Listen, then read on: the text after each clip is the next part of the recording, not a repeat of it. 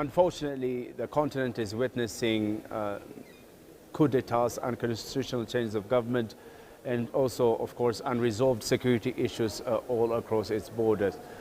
We know that the AU heads of state will be discussing, and perhaps we expect lots of decisions in this regard.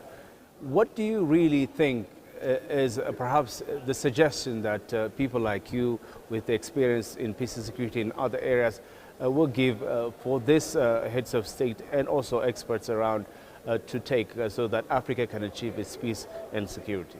You can't settle these issues only through the deployment of force, only through throwing weapons at them.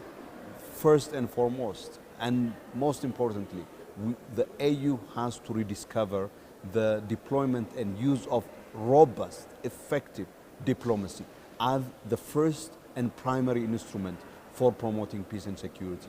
And of course, importantly, the implementation of the Agenda 2063 projects, such as, for example, the SAFTA, and the facilitation of the implementation of these projects, including through promoting, for example, industrialization, is a prerequisite for Africa to make progress and indeed to have that effective voice on the global arena as well.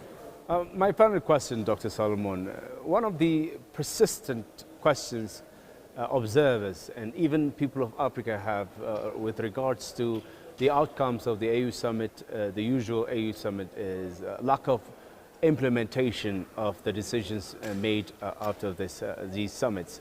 This has brought lots of problems because the continent's movement to development or achieving security has been hampered because of lack of implementation. What must be done so that we can see implementations on the ground? Very important. Remember, when the President Kagame submitted his report on the reform of the Union, one of the key issues that he identified was exactly this one: non-implementation of decisions and policies that have been adopted and taken at the level of the African Union. And the question really is, why do member states adopt these decisions if there is no follow-through?